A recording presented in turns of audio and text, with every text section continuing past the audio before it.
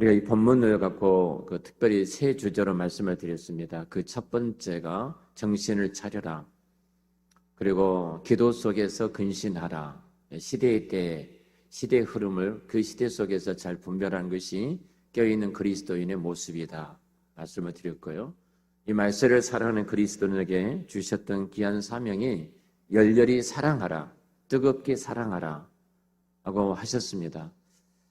특별히 우리가 요한일서 말씀을 통해서 형제를 사랑하지 않는 것이 얼마나 무서운 죄인가.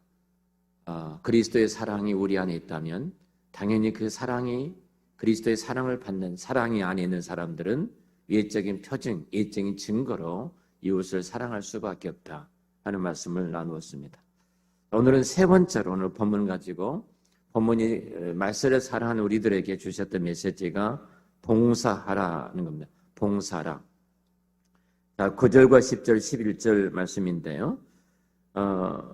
서로 대접하기를 원망 없이 하고, 다시 말하면 우리가 지금 형제의 사랑이 어떻게 나타나는가 이 부분이죠.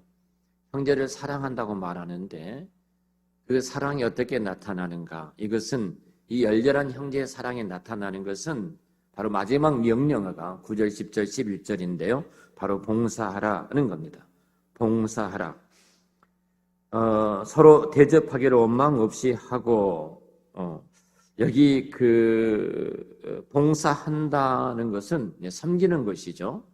형제를 사랑하는 것은 형제를 섬기는 것이다. 형제를 섬기는 것으로 형제 사랑이 나타나는 것이다. 이겁니다. 다시 말하면은 그 봉사는 디아코니오란 단어인데요. 헬라어로. 이 말은 집사적 봉사, 바로 섬김으로 나타나는 집사적인 봉사를 가리켜서 말씀을 하고 있습니다. 제가 그 교회 직원에 대한 말씀을 계속 여러분에 드렸죠. 교회 직원이 장로직, 그리고 목사, 장로, 집사직이 있는데 이 3직이 항존이라고 말을 한다고 그랬습니다. 이 항존이라는 것은 주님의 교회가, 주님이 오시는 이 땅에 재림하여 오실 때까지 주님의 교회가 이 땅에 세워지는 그 날까지 교회는 반드시 이 3직을 갖고 있어야 된다. 이 3직이 있는 것이 참 교회의 모습이라는 거죠. 만약에 장로가 없으면, 그래서 우리는 장로교에서 미조직교회, 아직 교회의 역할을 다하지 못한다 이렇게 말을 합니다. 왜냐하면 예수님의 통치와 예수님의 교회의 왕 대신 예수님의 교회를 다스리시는 그 통치함이 무엇을 통해서 나타나냐면, 자, 목사를 통해서 주께서 주의 교회에 말씀을 주시는 겁니다. 주님이 말씀하시는 거예요. 목사를 통해서, 세워진 목사를 통해서, 목사직을 통해서 그 교회에 주님이 지금 말씀하고 계시는 거예요. 목사가 없으면 교회가 될 수가 없죠. 또 하나, 장로가 없으면 마찬가지입니다. 장로는 자기 백성들을 보호하고 지키고 인도하고 치리하는, 사단과 어둠으로부터서 지키는 역할을 하는 일인 이 사역을 하는데요. 장로직이 없으면 주님의 통치가 이루어지지 않고 있는 거예요. 자기 백성을 인도하고 자기 백성을 지키고 자기 백성을 보호하는 일들이 없는 거예요. 집사직은 어느 직인가? 집사직은 자기 백성들의 필요를 채워주시는 역할이에요. 제가 송파 제일교회가 지난주에 이제 재직회를 했습니다. 재직회를 해서 제가 재직을 보면서 그 재직에 이제 각 부서 쭉 보고가 있죠. 보고가 있는데 10월 달에 재정 남는 것이 1억 3천 얼마예요? 1억 4천 정도 남았습니다. 그리고 각 부서 활동을 쭉 제가 봤습니다. 봤는데 구제부가 제로예요. 하나도 안 나갔어요. 구제부가. 재직회가 하는 일이 뭐냐면 어려운 형제들을 돌아봐서 저들에게 그리스도의 사랑을 펼치는 거거든요. 그래서 성도들이 교회가 집사가 선하고 집사가 착하니까 아니라 하나님께서 그 집사를 통해서 자기 백성들의 필요를 채워주시는 거예요. 이걸 보면서 그 성도들은, 그 지체들은 주님께서, 이 교회 왕과 주인 되신 주님께서 나의 필요를 알고 계시구나. 나의 필요를 이렇게 공급해주고 계시구나. 주님의 통치가 지금도 우리 가운데 임하고 있구나. 이걸 알게 되는 거거든요. 이게 하나도 안 한 거예요. 제가 도대체 뭐냐 이 교회가. 그럴 때 하는 말씀이, 돈이 1억 4천이나 있는데 올 남는 돈이 한국도 많이 들어오더라고요. 뭔 한국이 많이 들어온지. 일도 안 하는데. 그랬더니 제가 잘 아는 제 동갑자리 장로님이 있습니다. 저하고 친하죠. 오래전부터 알고 계신 장로님이었으니까. 목사님, 코로나 때문에 저희들이 교회 때문에 교회가 일 못했습니다. 코로나 때문입니다. 그러더라고요. 제가 이제 가만 안 넘어가잖아요. 코로나 때는 하나님이 더 열심히 일하고 계셨습니다. 당신들이 순종하는 것뿐입니다. 교회가 교회 역할을 못하고 있다는 것이죠. 자, 디아코네오, 집사가 뭐냐면 디아코네스라는 건데요. 단어가 디아코네라는 것은 집사적 봉사를 말합니다. 섬김의 사역을 말하는 거예요. 자, 9절의 말씀 보면 이렇게 말하죠. 서로 대접하기를 원망 없이 하고, 이 원망이라는 번역이 좋지 않습니다. 헬라어로 보면 이 원망이라는 번역은 참 잘못해놨다. 저는 이렇게 생각을 하는데요. 원망하면서 대접하는 사람이 어디에 있겠습니까? 자, 여러분, 식사를 이렇게 이제 목장에서 식사를 대접했잖아요. 제가 진짜 지금까지 뭡니까? 육개장을 먹어봤지만 이런 육개장을 처음 먹어봤습니다. 맛이 너무 있어서. 그랬더니 어제 저녁부터 계속 고기를 삶고 과하셨다 하더라고요. 굉장히 오랜 시간 동안 정성이 들어가서 나온 작품이었습니다. 너무너무 맛있었어요. 이렇게 우리 가족들을 대접하려고 하는데 원망하면서 대접한 사람이 있겠습니까? 원망은 하지 않습니다. 자, 이 번역을 원망이란 보다도 투덜댐이에요. 투덜댐. 투덜대지 말고 서로 대접하라 이 말이에요. 누구는 했는데 누구는 못했는데 그래서 투덜대지 말라는 거예요. 어떻게 봉사할 것인가? 투덜대지 말고 하라. 지체를 섬기고 교회를 섬길 때 투덜대지 말고 하라 이 말입니다. 자, 이것을 풀어서 10절에서 뭐라고 말하냐면 각각 은사를 받은 대로 하나님이 여러 가지 은혜를 맡은 선한 청지기같이 서로 봉사하라. 각양 은혜를 맡은 선한 청지기같이 서로 봉사하는데 투덜대지 말고 대접하고 은사를 받은 또 하나님의 은혜를 맡은 청지기, 이 말씀 다 이것들이 집사직입니다. 교회 집사가 해야 될 일이에요. 장로가 되기 위해서 집사 다음에 계급이 아니라 이 말이에요. 장로가 되는 기준은 이거죠. 지교회 입교인으로서 무흠 5년 된 35살 된 모든 사람들은 장로 자격이 있는 겁니다. 안수 집사가 집사 되기 위해서는 어떤 계급적이 아니라는 거예요. 집사는 은사입니다. 그 직을 따라서 주님의 교회를 섬김으로 우리 주님께서 우리 교회를 통치하고 다스리신다. 주께서 진짜 살아계신 우리 교회 주님께서 나의 필요를 아시고 이렇게 채워주고 계시구나. 바로 우리 주님께서 이 교회의 왕이시오. 이 고백을 하게 돼 있거든요. 자, 이 모든 사람이 집사인 것처럼, 이 말이에요. 모든 사람이 집사인 것처럼 하나님으로부터 받은 각양 다양한 은사를 받은 청지기들처럼 그렇게 서로 봉사하라 이렇게 말합니다. 제가 집사에 대해서 여러 가지로 지금까지 계속 여러분 반복해서 말씀을 드렸어요. 바로 집사는 하나님의 자비를 드러내는 사역입니다. 하나님의 궁유를 드러내는 사역이에요.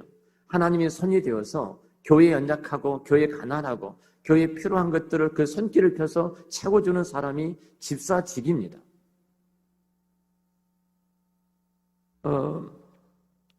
제가 문제 있는 교회가 특징이 하나 있습니다. 제가 여러 교회들을 살피고 돌아보면서 그 교회를 들어갈 때마다 도대체 영적으로 이 교회가 이렇게 문제가 된 이유가 도대체 무엇일까? 자, 이런 것을 보다 보니까 딱 하나가 잡아냈어요. 안수 집사회가 있습니다. 큰 교회는 대부분이. 안수 집사회가 있어요. 안수 집사회는 재직회가 있으면 되는 거예요. 재직회가 하는 일입니다. 안수 집사가 하는 일이. 안수 집사가. 그런데 이 재직회가 하는 일인데 안수 집사가 해가 있는 거예요. 안수 집사는 숫자가 굉장히 많잖아요. 대부분 교회들이. 그러니까 이게 큰 힘이 되는 겁니다. 그래서 우리가 어떻게 성도들의 연약함을 돌아보고 그리스도의 필요를 주님의 손이 되어서 형제들을 돌아볼 것인가 이 사역을 하는 것이 아니라 장로들을 견제하는 세력으로 안수 집사들이 서 있는 거예요. 대부분이 문제 있는 교회들이 그래요. 성파 제일교회 똑같아요. 제가 이 당회를 모아놓고 교회 질서에 대해 말하면서 안수 집사를 다 해를 없애라 그랬습니다. 재직하면 됐지. 그러니까 교회가 무엇인지를 이해 못하니까 이런 것들을 만들어 내놓고 교회가 교회 본질적인 사역을 안 하고 있는 거예요. 사실 어떤 면에서 보면 서로가 서로에게 마치 내가 하나님의 청지기가 된 것처럼 서로가 서로에게요. 마치 내가 직분을 받은 사람들처럼 그리고 그렇게 서로가 서로에게 봉사하라. 이것이 참 교회의 모습이라는 겁니다. 자, 9절에서 투덜대지 말고 대접하라 그랬어요. 대접은 일종의 봉사의 한 방편이 아니겠습니까? 여기 이 말씀 때문에 성도를 향해서 초대를 하고 음식을 베풀고 정을 나누는 것은 더 이상 어떤 선택의 문제가 아니라는 겁니다. 명령이에요. 명령. 우리가 왜 주일날 식사를 하는 겁니까? 성도의 교제예요. 초기 기독교가 그랬던 것처럼 가장 중요한 것은 주일날 모여 저들이 떡을 떼었어요. 성도의 교제가 식탁의 교제였어요. 이 식탁의 교제가 예배 가운데 한 형태로 이루어졌다 이 말이에요. 자, 이 말씀 때문에 바로 초대교회는 어찌 면에서 서로 이렇게 초청을 해서 초대를 하고 음식을 나누고 정을 나누고 그리스도의 교제를 나누면서 이렇게 그리스도의 우리 가운데 함께 하심을 공유하는 것이 초기 기독교의 모습이었습니다. 성도들 중에 이런 사람이 있을 수 있습니다. 어떤 기질적으로 우리 집에 좀 북적된 것을 싫어하는 사람이 있어요. 조용히 살던 사람이 누가 우리 집에서 함께 있다는 것을 굉장히 좀 이렇게 힘들어요 하신 분이 있을 수 있어요. 또 대접하는 것도 싫어하는 사람이 있을 수도 있습니다. 싫을 수 있습니다. 그렇잖아요. 근데 모든 사람들이 다 우리 타락된 죄성은 천성적으로 그렇게 우리 집이 북적대고 시끄러운 것을 싫어합니다. 조용히 우리 식구들만 살고 싶은 것이 우리들의 마음이에요. 제가 결혼한 내 자녀들을 불러놓고 이런 말을 한 적이 있습니다. 너희들이 우리 집에 들어와서 살면 참 좋겠다 그 말을 했어요. 불편하다. 너희들이 우리와 함께 사는 것은 나도 불편하고 너희들도 불편하다. 그러나 이 불편한 것보다도 함께 사는 것이 훨씬 더 영적으로 육적으로 큰 유익과 복을 준다. 불편한 것은 사실이야. 너희들이 함께 삶으로써 내가 어떤 마음대로 입을 수 있고 너희도 또 마음대로 할 수 없을 거야. 많은 행동에 제약이 있을 수 있다. 그러나 그 제약보다 훨씬 더 큰 것은 우리는 큰 영적인 유익이 있다.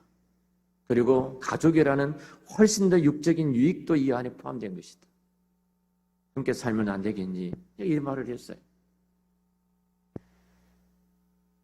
불편하지요. 대답을 안 하더라고요.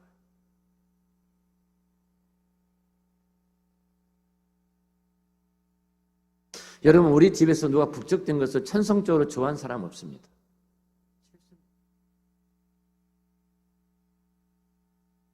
어떤 사람은 굉장히 냉소적이고 내성적이고 이렇게 소심한 분들도 계십니다. 그래서 사람들과 교제하고 초대하고 서로 나누는 것을 안 좋아할 수도 있습니다. 하지만 여러분, 지금 성경에서 말한 이것은요, 성품의 문제가 아닙니다. 하나님은 우리에게 만약에 그렇다면은 우리에게 명령하시질 않으셨을 것입니다. 우리 안에는 본질적으로요, 우리 천성이나 우리 안에 게으름이나 좀 번거롭고 귀찮아서 하기 싫은 것들이 굉장히 많아서 우리는 핑계를 댑니다. 성도를 대접하는 일이나 손 대접하는 것은 성경이 우리에게 중요한 것은 명하고 있다는 겁니다. 그러면서 여러 부분 많아요. 아브라함도 부지 중에 천사를 대접하지 않았느냐.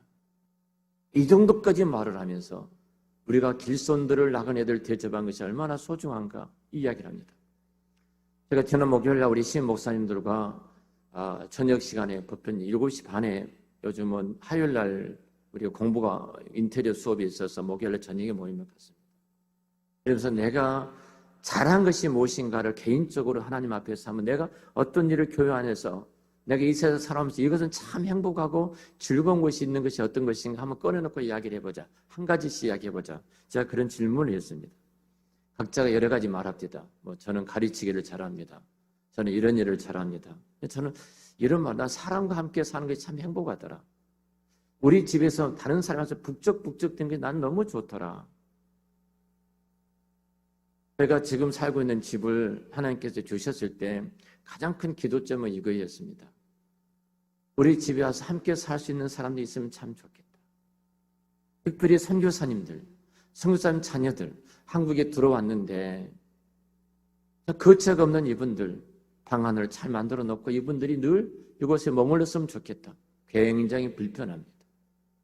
사실은 그러지 않겠습니까? 많은 선교사님 자녀들이 저희 집을 거치해 갔습니다. 선교사님도 거치해 갔습니다.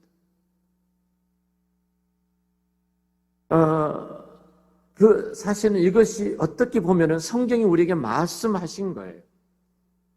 저에게 주셨던 내가 왜 이런 은혜를 입었을까를 생각해 본 거예요. 저는 구남매라는 가족, 대가족에 살았기 때문에 그런 은혜도 있겠습니다만 어머님이 물려줬던 좋은 유산이라고 저는 늘 이야기를 합니다. 저희 어머님이 길 가는 질손들에게 단 한 번도 그냥 보내신 적이 없어요. 옛날에 섣부리던 못을 입고 마을마다 동네마다 찾아다니면서 물건을 파는 분들이 계셨어요. 물건을 안 사도 늘 집으로 들어오라고 합니다. 그리고 새가 이혼역 가면은 주무실 곳이 없다면 이곳에 꼭 주무시고 가십시오. 방 한 칸을 내드렸고, 그리고 무엇을 먹을 것을 드렸고, 차뚝을 열어서 뭔가 좀 드리려고 노력을 했어요.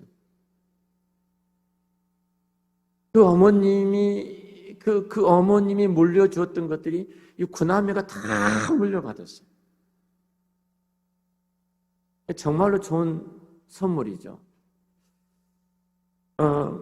사실 하나님이 우리에게 이렇게 봉사는요, 봉사를 하라고 명령한 것은 필연적인 문제이기 때문에 그렇습니다. 우리 주변에 내가 예수를 믿고 하나님의 자녀가 되고 구원받았다, 이것으로 신앙생활이 끝났다고 생각하는 사람들이 있습니다. 천당만 가면 되지, 천국관만 가면 되지, 내 모든 신앙생활이 다 됐다, 해결됐다고 하는 생각하는 사람들이 있는데요, 천만의 말씀입니다. 우리가 만약 악인 채 그대로 있다면 안 됩니다. 우린 자라나야 합니다. 자라나야 돼요. 그리스도께서 우리를 위하여 주신 예수님 당신 자신을 우리에게 주셨던 중요한 이유는 우리 역시 다른 사람을 위하여 자신을 줄 수 있는 사람이 되도록 하기 위해서 예수님이 자신을 우리에게 주신 거예요. 예수님이 당신의 그 모든 것을 버리고 나에게 주셨다면 당연히 나도 그 은혜를 받았던 그 사랑 안에 있다면 나도 그 모든 것을 다른 사람을 위해서 주어야 하는 것입니다. 우리가 요한일서에서 지난 시간에 공부를 했죠. 거기에 그가 우리를 위하여 목숨을 버리셨다. 주님 우리를 목숨을 버리셨는데 우리가 이거 사랑을 알았다. 그렇다면 우리도 형제를 위해서 목숨을 버리는 것이 마땅하지 않니? 성경의 가르침입니다.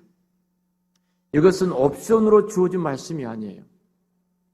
하나님은 언약 안에 들어온 모든 언약의 백성들이 언약의 책임, 언약적 책임이라는 사실입니다.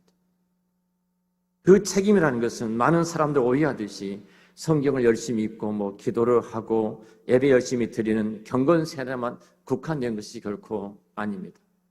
그리스도께서 우리에게 요청하셨던 중요한 요청은 봉사하라는 겁니다. 형제를 섬기라는 것입니다. 지난 한 주간 동안 여러분 형제 섬겨보셨는가요? 내 마음속에 들어왔던 그 형제의 전화를 가면서 어떻게 잘 지내셨는지, 혹시 내가 기도하고 있습니다만 제가 도와드릴 일이 혹시 뭐가 없습니까? 누가 저에게 전화하면 저는 전화를 잘 끊지 못합니다. 끝까지 들어요. 집사람은 답답한 거예요. 또 이상한 전화 했잖아요. 했던 말 또 하고 했던 말 또 하고 했던 말 또 하는 분들 계셔요. 어느 분요 2시간 동안 환자 말씀하신 분들 계셔요. 그래서 제가 지금 말씀하겠습니다. 그리고 일어서서 가신 분이 계셔요. 그런데 그분은 2시간 동안 제게 다 이야기를 해놓고 내가 말을 안 해도 당신의 문제를 다 해결하셨어요. 그게 섬기는 겁니다. 가장 위대한 섬김은 형제의 아픔과 형제의 이야기를 들어주는 것입니다. 우리 교회 안내원이 누구시죠? 1층 안내원이. 안내의 가장 큰 그 교회의 가장 작은 교회일수록 성도들이 정착하고 이루받는 것은 친절함이라고 말합니다. 그 친절함은 교회 입구에서 시작이 되는 것입니다. 제가 다음 주부터 안내해야 되겠다. 오늘 아무도 안 계셨어요. 아무도 안 계신 그 교회를 들을 때 성도들이, 내가 집에 갔는데 어머니가, 옛날에 어르신들은 그래요. 버선발로 뛰어나간단 말이 있어요. 사랑하는 사람이 올 때, 자식이 올 때 버선발로 뛰어나가더라고요. 문을 열고. 성파 제일교회, 대단히 죄송합니다만 비교해서 장로님들은 새벽에 오십니다. 저녁 예배가 8시인데요. 9시 끝나고 나서 10시에 들어가십시다. 그 교회는 지금 점심도 안 먹어요. 다음 주부터 점심 먹어요. 좀 제가 빨리 좀 하라고 그랬습니다. 우리 장로님들 몇 시에 오시죠? 일부 예배가 어떻게 드리고 치리하고 가르치는 자리에 있는데, 성도를 지키고 보호하는 자리에 계셨는데 어디에 계시죠?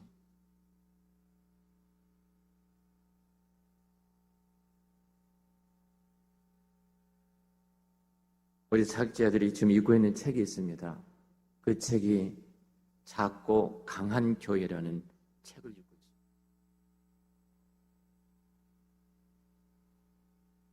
정말 우리 교회가 작은 교회로 강한 교회인가?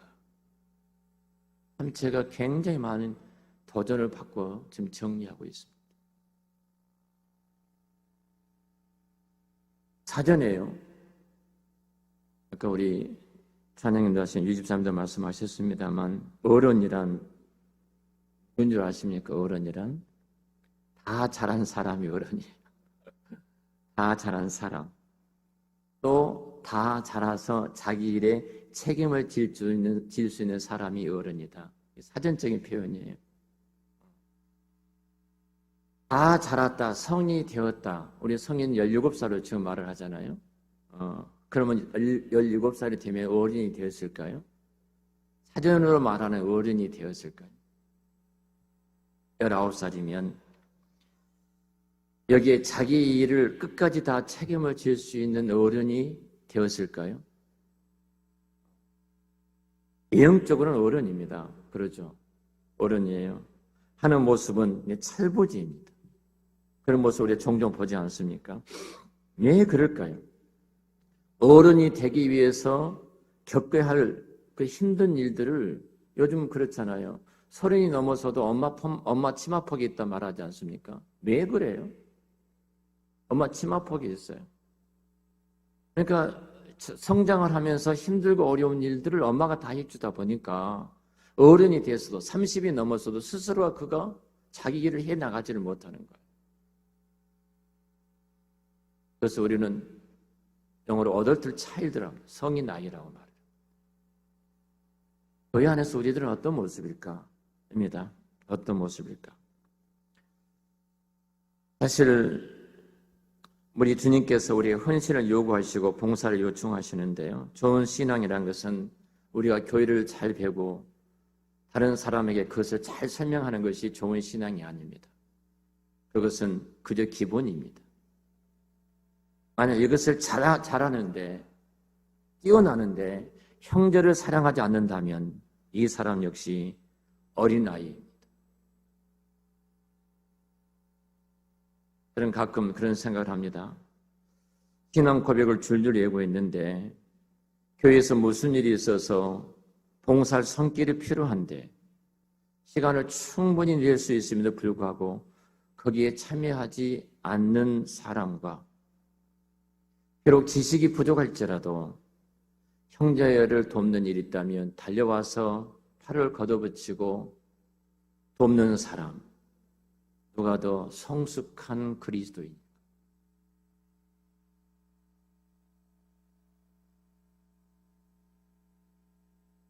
여러분, 오늘 우리 말씀에서 우리가 볼 수 있듯이 하나님의 뜻을 아는 신자는 형제를 열렬히 사랑하게 됩니다. 그리고 형제를 열렬히 사랑한다는 것의 실제적인 표현은 그들을 향하여 봉사의 손길을 펴는 것입니다.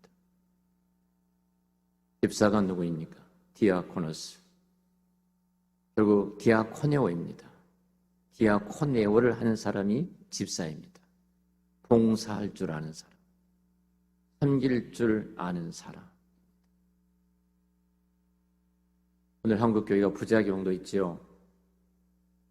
부작용 가운데 하나는 교회가 성도들을 무식하게 만듭니다. 그리고 무조건 목사한테 순종하도록 합니다. 열심히 충실한 머슴처럼 그렇게 만들어 놓았습니다. 이것도 악하고 아주 나쁜 일입니다. 아주 악한 일입니다. 그 장배도, 그 정반대도 똑같다고 저는 생각이 되어집니다. 정말로 배우는 일은 열심히 했습니다. 굉장히 교리와 지식도 많이 가지고 있습니다.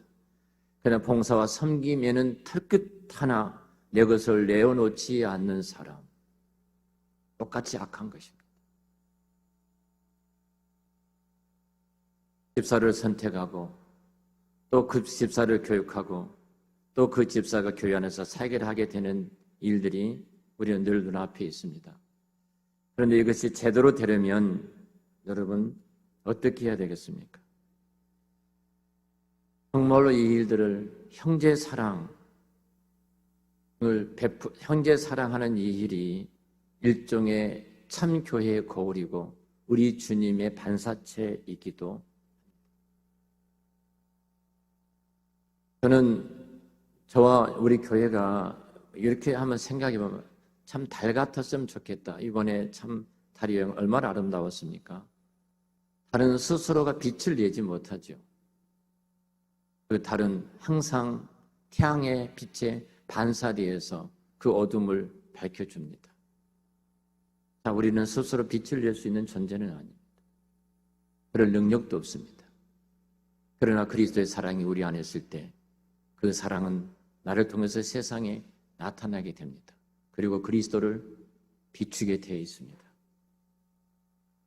여러분, 열렬히 사랑하십시오. 그리고 그를 사랑하기 때문에 그를 위해서 대접하고 섬기고 봉사하십시오. 모두가 다 침대에 누워서 섬김만 받고자 하는 그런 병든 성도, 병든 교회가 아니라 모두가 일어나서 달려가서 함께 팔을 걷어붙이고 섬기고 사랑하고, 그리고 내 힘이 필요한 곳이 어디든지 오늘 11절에 나온 말씀처럼 하나님이 공부하시는 그 힘이 바로 우리가 일어서는 순간 함께 하실 줄로 믿습니다. 그 힘으로 사명을 감당하는 것입니다. 말씀을, 베드로전서의 말씀을 정리하겠습니다. 지금 4번째 시간까지 이 본문 가지고 말씀을 나누는데요.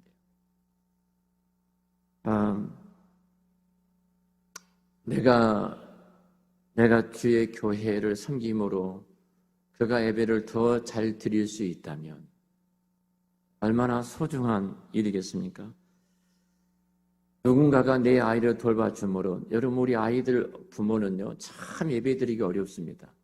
그때가 신앙이 제일로 힘든 시간이거든요.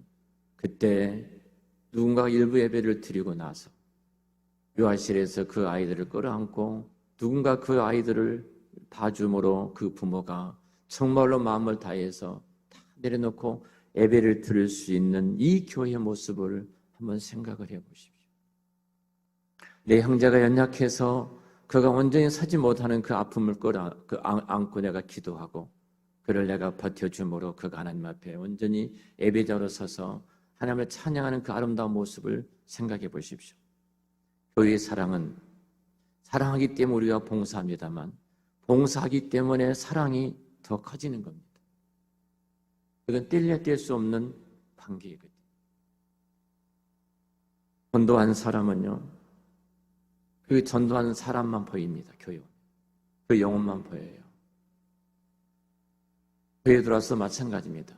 여러분들이 섬겼던 그 모습은요, 내 손길이 간 것만 눈에 확 들어오게 돼 있습니다. 그러지 않고는 안 들어오거든요. 특별히 우리 한사랑 교회가 좀 작지만 이 어두운 시대에 강한 교회, 정말로 주님이 이 교회를 바라볼 때 너무 기뻐서 정말로 춤을 출 수밖에 없는 그 교회의 모습. 그 모습은 여러분 한 분의 오늘 열렬한 사랑을, 형제를 열렬히 사랑함으로 그 형제 곁에 그들을 섬기고 그들을 위한 봉사자로 서 있을 때 이 아름다운 모습이 이 교회에 회복되어져서 참 교회를 찾아보기 어려울 때 한사랑 교회가 참 주님이 기뻐하시는 교회임을 다시 한번 기억하고 또 그것을 세상에 남은 자 교회로서 서시기를 우리 주의 이름으로 축원합니다. 기도하겠습니다.